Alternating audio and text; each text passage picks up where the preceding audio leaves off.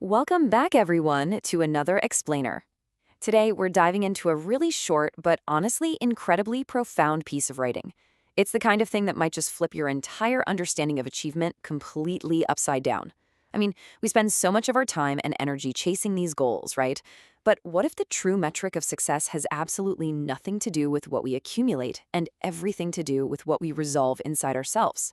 So let's just jump straight into this and explore a powerful new paradigm from our source material called Success is in Healing Self. So, what does it actually mean to be truly successful?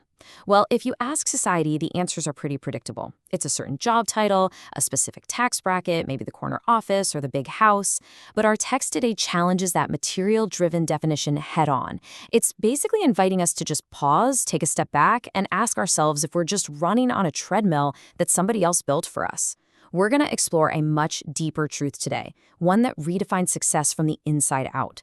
But first, we need to look at the obstacles currently in our way. Which brings us to Section 1, the flawed paradigm, or the worldly maze. To really grasp this new definition of success, we kind of have to examine the trap that so many of us fall into every single day. The text calls it the worldly maze, and it is exactly what it sounds like. It's this relentless, exhausting cycle of pressure and deep dissatisfaction. Our standard societal definition of success creates this hyper-competitive environment where everybody's just constantly on edge. You can achieve all the material things you ever dreamed of and still wake up feeling this overwhelming sense of emptiness. And the text points out that this happens because we're navigating a maze with no actual exit. It's just a continuous loop of chasing the next big thing, hoping that, the next promotion or the next paycheck will finally make us feel whole. Okay, so what does that endless loop actually look like in action? Well, it looks like the behaviors of the unhealed person, constantly prioritizing making money, aggressively asserting yourself just to get a new role, climbing up the corporate ladder at literally any cost, doing whatever it takes to bring the spotlight squarely onto yourself. When you stack these behaviors up, you can almost feel the sheer exhaustion of the status quo, can't you? The unhealed person is endlessly caught in this loop, just frantically trying to grab hold of external markers to prove their internal worth to everybody around them.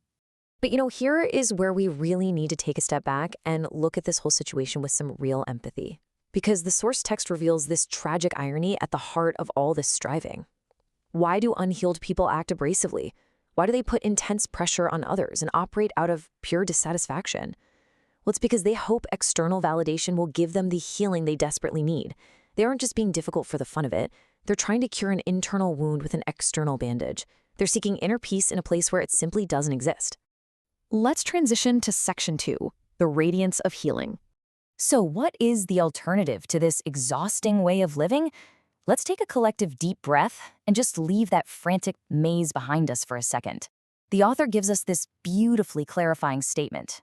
Success is in healing self. What an incredible shift in perspective. True achievement isn't about what you can conquer out there in the outside world. It starts entirely from within. It's all about understanding your current situation, accepting it fully, and doing the hard internal work to heal. According to the text, this internal resolution is the absolute necessary foundation upon which any real, lasting success is actually built. Let's put these two paths side by side to really grasp the magnitude of this difference. On one side, you have the unhealed individual. They put pressure on others, stay perpetually dissatisfied, can be pretty abrasive, and are constantly seeking that external validation.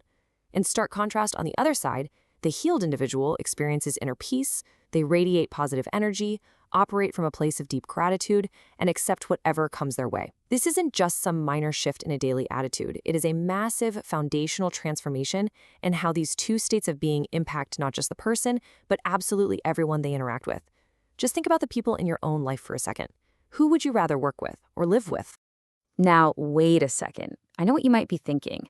Does accepting whatever comes mean you just give up and stop trying? Well, the text provides a crucial distinction here that we absolutely cannot miss. Healing is not settling.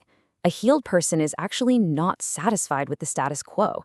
They still constantly raise their standards, and they absolutely do their very best in every single endeavor. The monumental difference is the energy they bring to the pursuit. They radiate positive energy, whether they're presenting in a high-stakes meeting room or just sitting at home with their family. And crucially, they remain genuinely grateful for whatever outcome they achieve. They raise the bar continuously, but they do it without ever losing their internal peace. Moving right along to Section 3, redefining life's true purpose. If we pivot entirely away from the material world's metrics and look at the big picture, we see that the drive for success isn't inherently wrong. In fact, the text explicitly states that the purpose of life is to achieve success. But we've got to completely overhaul our definition of what that success actually looks like. We have to strip away the material world's version of achievement, the corporate ladders, the spotlights, the money, and replace it with a definition that is far more sustainable and honestly far more profound. And how exactly do we do that? Well, the author gives us a very precise two-step roadmap. The two achievements of truly successful people are beautifully simple yet rigorous. Step 1, heal self. Step 2, give and do as much as possible to ensure that the world is a better place for the next generation. And please pay close attention to this detail. The source material explicitly states these must be achieved in this exact order. You literally cannot effectively do step 2 without first accomplishing step 1. You have to secure your own internal healing before you can sustainably build a positive external legacy. You just simply cannot pour from an empty, unhealed cup. Which brings us to our final section, assess your own success. So why does all of this matter? Because this isn't just some high-level philosophy. This is a practical blueprint for your daily life. It's a mirror for you to audit your own energy, your own motivations, and your own pursuits. So I want to leave you with this final, direct question from the text. Are you successful? Assess yourself. Are you currently trapped in that worldly maze, seeking external validation to soothe an internal ache? Or are you actively doing the hard, beautiful work of healing yourself first, so that you can raise your standards, radiate positive energy, and truly leave this world a better place than you found it? Think deeply about that today. Thank you so much for joining me on this explainer, and I'll catch you next time.